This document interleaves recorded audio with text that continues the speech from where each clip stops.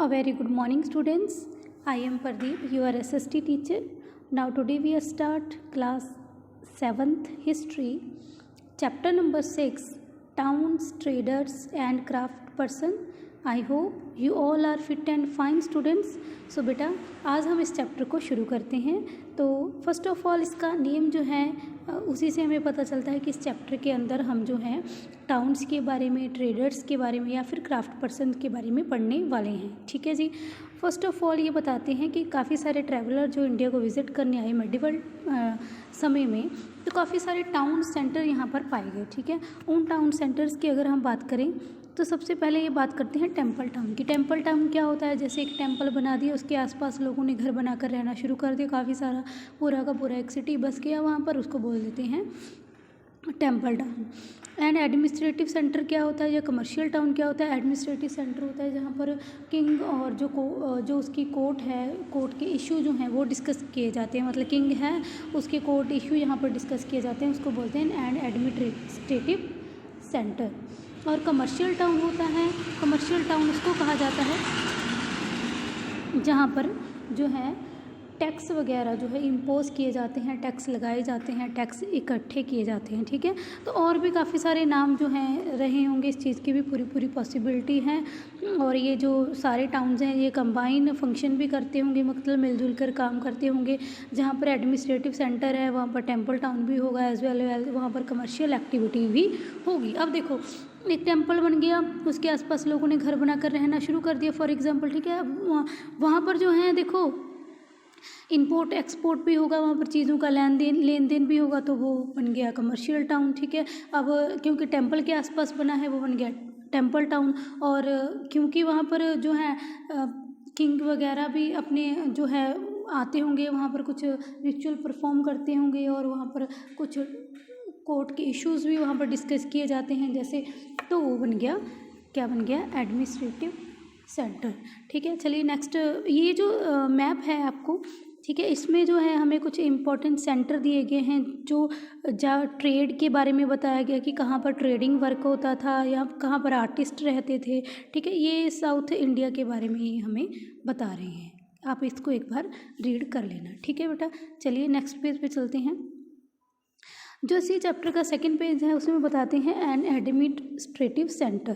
कहते हैं कि you read about the Chola dynasty in the chapter number 2. Let's travel in our imagination to Thanjavur. कहते हैं कि आपने जो है चैप्टर 2 पढ़ा है, हमने जो चैप्टर 2 में चोला डायनेस्टी के बारे में पढ़ा है. आप ये एक इमेजिन कीजिए कि हम लोग थंजावुर में जा रहे हैं जहाँ पर जो चोला की कैपिटल है और जो वो कैपिटल है 1000 ईयर अगो पहले थी. ठीक है. फॉर एग्जांपल आप इमेजिनेशन करो कि हम वहाँ पर जा रहे हैं. जहाँ वहाँ पर जब हम जाते हैं तो सबसे पहले हम क्या देखते हैं कि वहाँ पर एक रिवर, कावेरी रिवर जो है, पेरेनियल रिवर जो है, कावेरी रिवर फ्लो करती है. पेरेनियल रिवर वो होती है जो सारा साल जो है फ्लो करती रहती है, मतलब कि सीज़न के अकॉर्डिंग नहीं.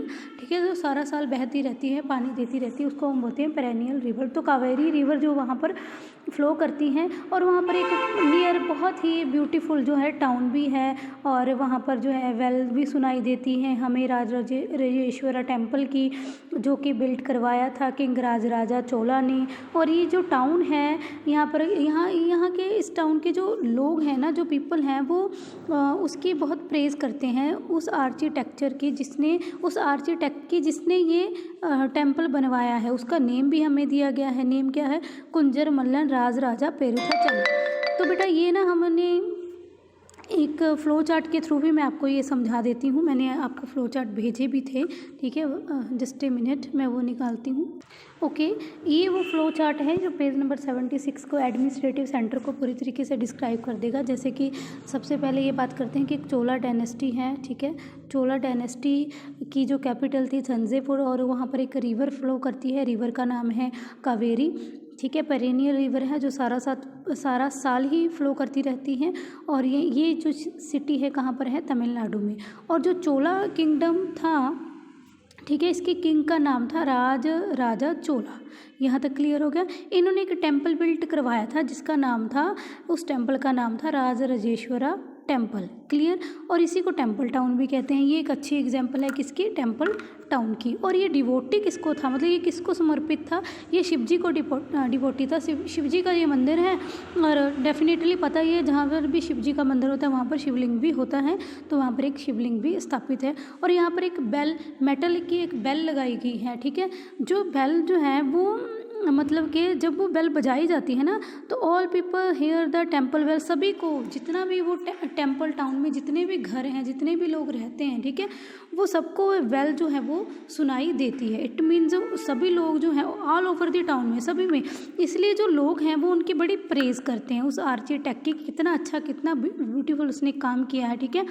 अब देखो उसका नेम भी हमें बताया गया है कि जो आर्किटेक्ट था जिसने काम किया था उसका नाम था कुंजर मल्लन राज राजा पेरुथा चंद। कुंजर मल्लन राज राजा पेरुथा चंद उस आर्किटेक्ट का नाम था और उसने ये नाम अपना उस मंदिर की दीवारों पे कर्व भी करवाया है, मतलब उस मंदिर की दीवारों पे लिखवाया भी है। क्लियर। ये एक यहाँ तक हमारा चैप्टर क्लियर हो गया। चलिए हम चैप्टर पे वापस चलते हैं।